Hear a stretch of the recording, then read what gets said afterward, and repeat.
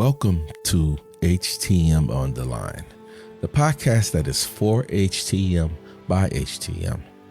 I'm your host, Bryant Hawkins Sr. I have to tell you, today's episode is truly inspiring. Today, we're setting sail on an incredible journey. Have you ever wondered what it's like to work in healthcare on a ship, sailing to far distant corners of the world to help those in need? In this episode, we introduce you to a remarkable individual, Guido Kortleven, a senior B-Med with Mercy Ships. Guido isn't just a healthcare worker, he's a beacon of hope and a symbol of unwavering faith. He's using his skills to change lives in ways you couldn't imagine. Volunteering is often perceived as a one-way street, a selfless act of giving. But Guido challenges that notion. In his heartfelt recount of life-changing medical procedures he's witnessed, he illustrates how he's also been on the receiving end of profound lessons in humility and gratitude. It takes meticulous planning for spare parts, supplies, and fostering harmonious work environment with a diverse team of volunteers and crew members. Guido shares the challenges and the rewards of this unique journey, and you'll be amazed by his unwavering dedication to making the world a better place. But that's not all. Guido will take us on a voyage through the fascinating cultural exchange that takes place in this floating haven of healing. It's a testament to the power of unity, the celebration of diversity, and the strength of the human spirit. So whether you're a healthcare professional, an aspiring volunteer, or simply someone seeking inspiration and hope, you're in for a captivating and enlightening journey. Join us as we dive deep into Guido Kortleven's story and discover the profound impact of healthcare on the high seas. Guido Kortleven, man, it's so great to have you on HTM on the Line. How you doing today? Thank you very much for having me, Bryant. It's good to be here today. I'm doing very well. Wow. So what does our time look like? What time is it where you're at right now? It's 3 p.m. this afternoon here in the Netherlands. Okay, we are 8 o'clock over here in Central Time in the U.S. So we got a nice bit of time between us. But we're going to make this work. Let me ask you this one question to get started first. Can you start off by introducing yourself and sharing a bit about your background and how you became involved with Mercy Ship as a volunteer? Yeah, of course. Thank you. Well, I'm Guido. I'm from the Netherlands. At the moment, 34 years old. I'm married and have a family with 4 boys. And I work since 2019 for Mercy Ships as a volunteer senior biomedical technician.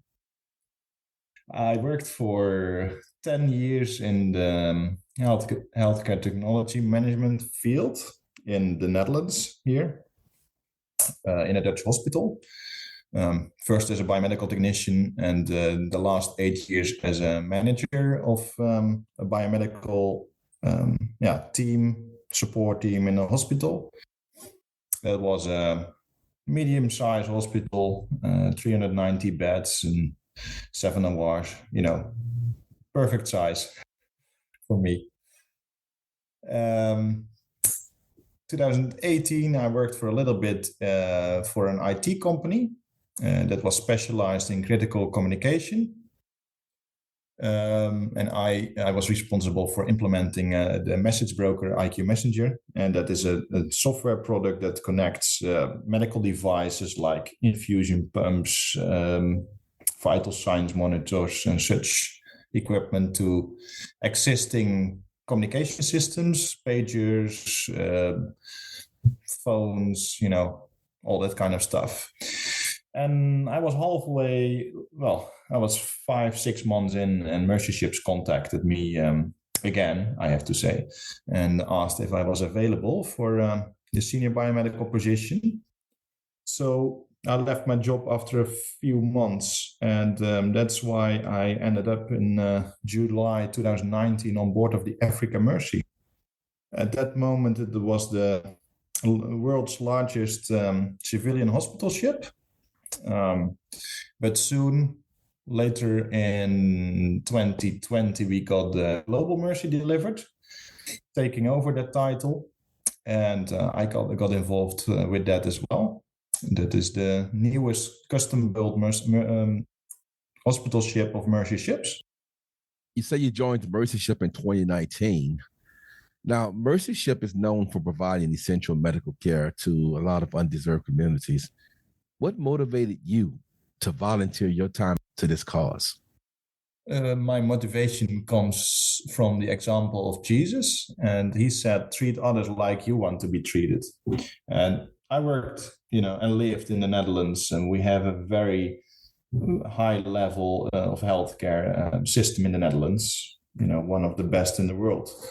In terms of availability, quality, and and I benefited from that. Whenever I needed something, I could go to the doctor without any compromise.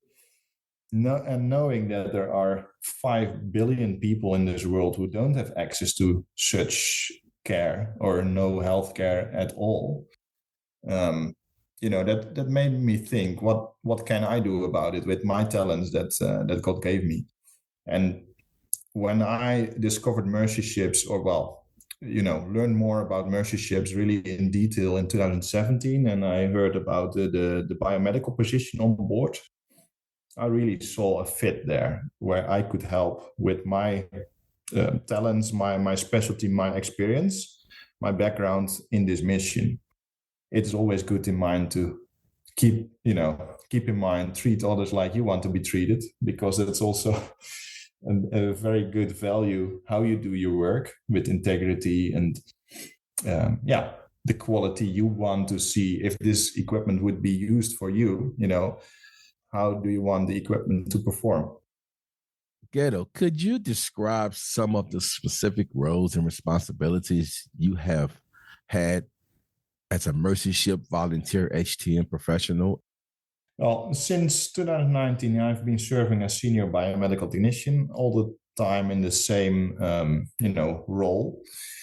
The senior biomedical technician on board of the ship oversees the whole maintenance package for the hospital, and also gives guidance to the biomedical team, and that's 2 till 3 biomedical technicians at a time. So it's a small team, and we have to take care for all the equipment. On board of the Africa Mercy, we had around 1,200 pieces of equipment. Now on the Global Mercy, which is slightly bigger, we have 1,500 pieces of equipment. And we have to take care for the equipment as soon as it arrives on board. So, it's commissioning of the equipment, but also preventive maintenance and support, when there are problems, helping the users, some training, if, as far as possible. How has your experience with Mercy Ships affected your perspective on, let's say, I guess, global healthcare, poverty, and the access to medical services in these undeserved areas? How has this experience affected your view on that? Well, massively. Serving, with a background in an almost non-limited resource environment. Money is also limited in the Netherlands, but there is so much money available for the healthcare. With that background, going to limited resource settings, it changed my perspective a lot. I think one of the most important lessons I've learned is that knowledge is key. You can have a lot of resources, but if you don't know how to put them into use, it's still useless. So it's very important, that you have a good education system. That's also why I like the mission of Mercyship so well, because we deliver direct medical care. We treat patients, but on the other side, we also train local healthcare providers. With that, you make an even bigger change. That is the ripple effect. You train people, but over the years, they will increase the skills and serve their own healthcare system. So helping patients is great, and we have a great environment for that on board. Very high tech, high quality hospital. But on the other side, also we use it as a reference, to show to other people what they could work towards to. So kind of, serve as a reference that how you do certain things, and then with the whole system, everything is working. What I've heard from local biomedical technicians, for example, one of their biggest challenges is the supply chain, getting the spare parts in. We have that challenge on board as well, because we have quite a long supply chain, but we have still access to our warehouses in Texas and in Rotterdam. But we also have to think 3 months ahead. That's how long it usually takes to get a container shipped to the ships in Africa. So we have already a supply chain system for spare parts, for example, and a stock system in place. So that can serve as a reference as well. In certain way, we deal with the same challenges. The only difference is that we have more resources available. One of the other things is as well what I've learned from serving in the Netherlands. You can ask yourself the question, when is it enough? Well, it's very hard to be happy because there's always more that you want. And what I have seen in limited resource settings in, the countries in Africa that we have been serving, it's important to realize that our well-being is not directly related to money. You train technicians when you go to these countries. What type of training you provide to biomed technicians? My colleague Emmanuel Essa is the project manager for that. And we have an external company providing the training for us. But we provide a basic biomed course for 8 weeks, training how to use test equipment, because Mercyship also donates test equipment, electrical safety testers and patient simulators and some specialized test equipment. So they get also training how to use that, because most of the time the countries we serve, this equipment is not available at all. So the technicians know from their study that it exists and how to use it, but using it in a practical setting and how do you apply that is quite different. So during that 8-week course, they also get familiar with the test equipment and how to use it to provide safe surgical care at the end. How do you collaborate with your fellow volunteers and the ship crew, to that matter? How do you guys make the teamwork play successful? Yeah, that's a great question. I mean, I would love to take you to the ship and have you working there for a day, and you will understand. The ships are a very unique experience. We work with volunteers from more than 50 different nationalities. So that's already, a very mixed environment. And you need to work together. You need to work to collaborate to make it work. I think one of the keys to success in the teamwork on board is everybody is a volunteer. So people want to be there. It's not a job. They need to make money, but they want to serve. So then that shapes the atmosphere on board. It gives a whole different perspective. On the other side, we also realize on board, because it's kind of a floating village, we cannot do it without one of us. You need a housekeeper to keep it clean. and not to spread around any germs. You need the surgeon, otherwise we were not in mission. You need the captain, otherwise you cannot operate the ship safely. So there is this sense on board that everybody is as important as the other. You cannot say, okay, we do it without you, because we have limited bed space on board. On board of the Global Mercy, we have place for 650 volunteers, and every department wants more, of course. So there is this very balanced staffing plan where everybody on board is important and needed. So that helps already, to value each other and to have a certain sense of equality. One is not more important than the other, because if you drop out, we need to stop our mission, for example, or find another one. So I think that is one of the keys to success, being willing to be on board, but also realizing that we are all contributing to the same mission and equal in that sense. Let me see if I can change this up a little bit without getting you too emotional.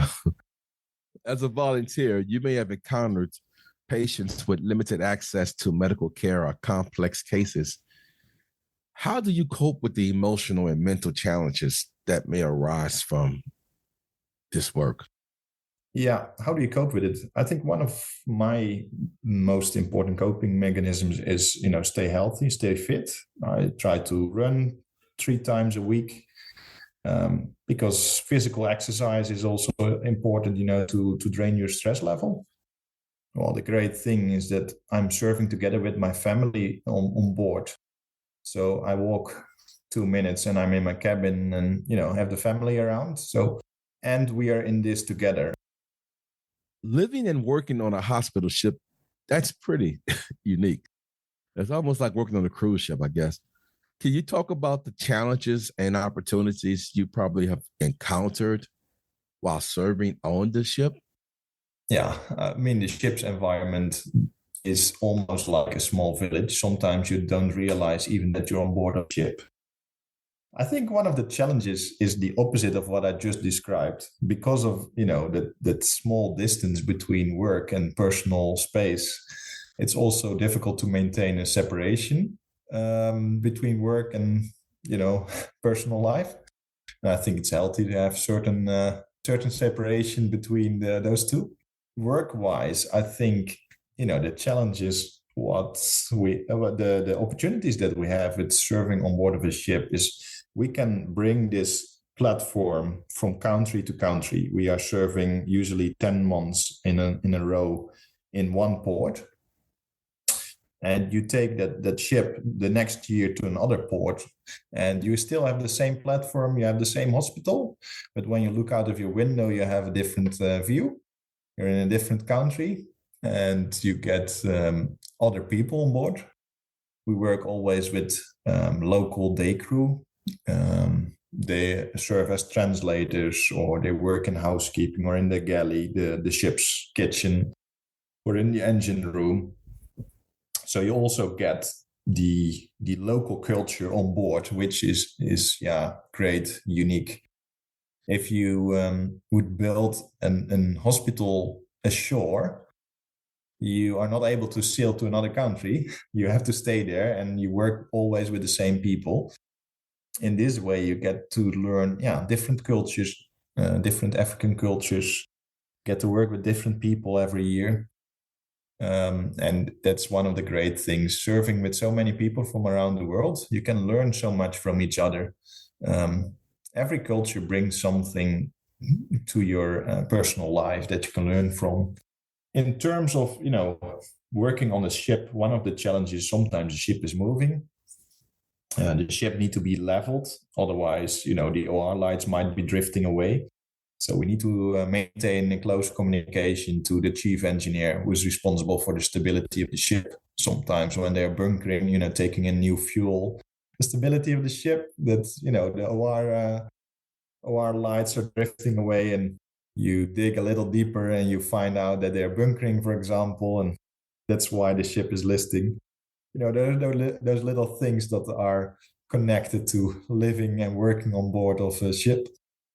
Being that you've been in various countries and regions, how has your experience working with different cultures and I guess we could say healthcare systems influenced your perspective on global health? Yeah, I've been a few times ashore in hospitals, and I have to say that I have a lot of respect for the people working there. In those challenging circumstances, what they are able to achieve, yeah, they have my respect. In the Western world, we need to be more careful with donations. Um, I don't know if you're aware, but the WHO came out with a report some years ago, and that stated that about 80%, 80 to 90% of all the equipment in developing countries is donated, but only 10 till 30% is working. And we easily say, oh yeah, that's because of lack of knowledge. But quite often there are other things involved. We donate our old equipment, we get rid of it, so it's not our problem anymore, and we think, oh, that's useful, gives us a good feeling. But on the other side, where it is already difficult to get spare parts, for example, and repair equipment, or sometimes there is also the lack of knowledge or experience to repair equipment, or no access to service manuals, for example. And that makes why so much equipment that has been donated is not in use. So it opened my eyes, that we need to be more careful in the Western world with donations. If you donate your old car and give it to your younger brother, for example, when it is a bad car and it's using a lot of oil, you probably think twice before you donate it to your smaller brother, or you tell him what's wrong with it. But that's quite often not the case when we donate something. We think, oh yeah, I don't use it anymore, this is older equipment. Let's look for a good purpose. But it would be better if we first repair and make sure that all the documentation that's needed to operate the equipment safe, service manual, user manual, if we make sure that that is available, then donate it, or even consider donating new equipment. I think that's one of the major eye openers for me in the past few years as well. Donations, since we're talking about donations, Mercy Ship, as we know, relies heavily on volunteers and no doubt donations also. How can individuals and organizations support the mission of Mercy Ship in terms of funding and volunteer opportunities? I know you mentioned about donating equipment, but how can they help out in terms of funding and, say, volunteer opportunities? Yeah, well, there are different ways to help. If I look to companies, for example, some companies can contribute even with equipment. We partner already with some companies that donate or give equipment with a big discount. Of course, financial aid is also, the donations are also possible. And I think human capital is very valuable. The whole world is looking for engineers, I believe, at the moment. So look to the volunteer part. What companies or hospitals or organizations can do as well is release your people for some time so they can volunteer on board. It might be difficult to free up somebody's time, but I'm 100% sure that they come back with so much more dedication to the work. Also because they have seen how it can be, so different in another country, that you count your blessings. For the long term, it would be good also if you allow your people to volunteer. And if you're listening to this podcast and you're interested yourself in volunteering, I would say have a look at opportunities.mercyships.org, and you can see which possibilities there are. So we had project assistants, and that was those were people that volunteered for short-term commitments, like 4 weeks. I know you probably made making Kimberly Ames real proud mentioning all these opportunities. But I will definitely put in the comment link all of the information you just mentioned so they can click on the links and see what Mercy Ship has to offer. Now, thank you so much. What skills or qualities do you believe are essential for someone considering volunteering with Mercy Ships, especially in a healthcare capacity? What is necessary for Mercy Ships, also what is necessary for a normal hospital, I would say. Because I believe, the qualities of a good biomedical technician is that they are eager, curious, never think, when they have an answer, always think twice, is this really the answer? Or, do we need to dig deeper, look at another source? What probably is a quality that you need to have on board is that you need to be able to be working independently more than in a normal hospital because the teams are so small. Looking to the future, what are your hopes and aspirations for the continued work of Mercy Ships? My big hope at the moment is that we are able to work side by side with local biomedical technicians. We have already on board the mentoring program, and they do that with some nurses and surgeons. They invite local surgeons to work on board side by side with our own surgeons, for example, or nurses. And I would like to see that to happen as well for biomedical technicians. I think on one side it contributes, to their experience because they see a total working hospital. They see all processes and can take out of our situation what might work in their situation. You can teach a lot, go there and teach and offer a course, but then you're telling them what to do. But if you show by example what you are doing and show a working example that allows local healthcare providers and biomedical technicians in this case to take out of that, those examples, what might work in their situation with probably more limited resources. But if they have seen the whole system working, then they, can take whatever they think is useful in their environment. So what I'm really looking forward to is to have a kind of mentoring program and have local biomedical technicians for 2-3 months probably at a time working alongside with us. And on board of the Global Mercy, we have the space to do that. Our workshop is quite big. So I'm really looking forward to, start that program. Guido, can you share any personal lessons or insights you've gained from your time as a Mercy Ships volunteer that have a lasting impact on your life and career? But when I look back now after 4 years, I think, wow, I've learned so much, from other people around me, colorfulness of this world. That's amazing, that you are just a little part in this whole, in Mercy Ships, in this organization, but also in life, you're just playing your little part. You need to value the others around you because you can learn so much from others. I would have never experienced this if I was living in the Netherlands for the rest of my life and didn't step out. That mind shift that opens my eyes from, okay, you are here to help, towards, change my attitude to, okay, I have learned so much from others, kind of humbles you. And I think that's very helpful for the rest of your life and career as well.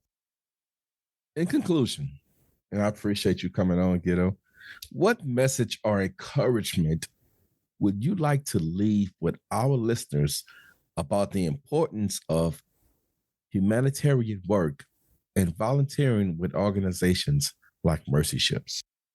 I hope that I brought this message over, that it contributes to your own life as well. a quote of Dr. Gary Parker, who serves on board as well. It's a surgeon. He serves already for more than 34 years with Mercy Ships. And he says, you cannot change the whole world, but you can change the whole world for one person at a time, and another and another. So what we sometimes tend to say about in humanitarian work is, you cannot solve all world problems. But if you have this perspective, it is big enough to take on your own shoulders, but small enough to take on your own shoulders, but big enough to leave a lasting legacy in this world. Yeah, it adds so much to your own life. Even though you are gonna give, you get back more than you would give yourself. I know I said that was the last question, but one just popped in my head while you were talking about the doctor's quote. Can you discuss maybe the types of medical treatments and surgeries you have witnessed and how they have transformed the lives of the patients? It was for a surgery going on, and I continued my walk towards the OR. And then I passed the OR where a big surgery was going on, and they removed a tumor of 12 or 13 kilograms or so from the back of a patient. It was, massive tumor. And I could not imagine, how that changed the life of that patient.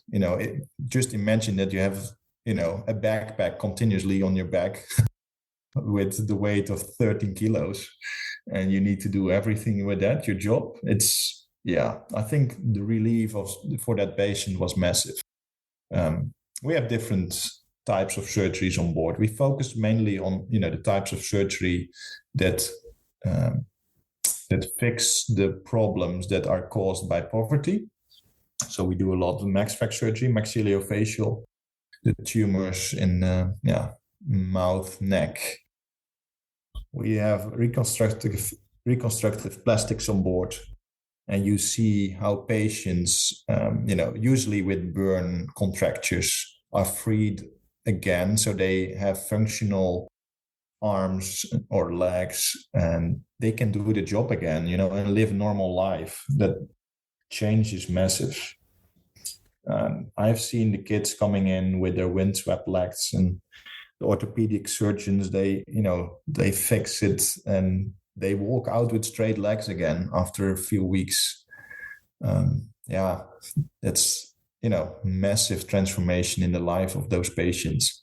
Very visible for us on board as well. I'm still sitting here thinking about the 13 kilogram tumor. I mean, that's what 28 pounds could be. Yeah, I think so. That's mind blowing. I mean, what you guys doing is, it's commendable, and appreciate all the work you're doing, sir. Continue the great work, and anytime you would like to come back and share more stories, you're more than welcome. Thank you for your time. I appreciate you. Thank you so much for having me, Brian, and sharing a little bit about the work of ships. Yeah. No, not a problem.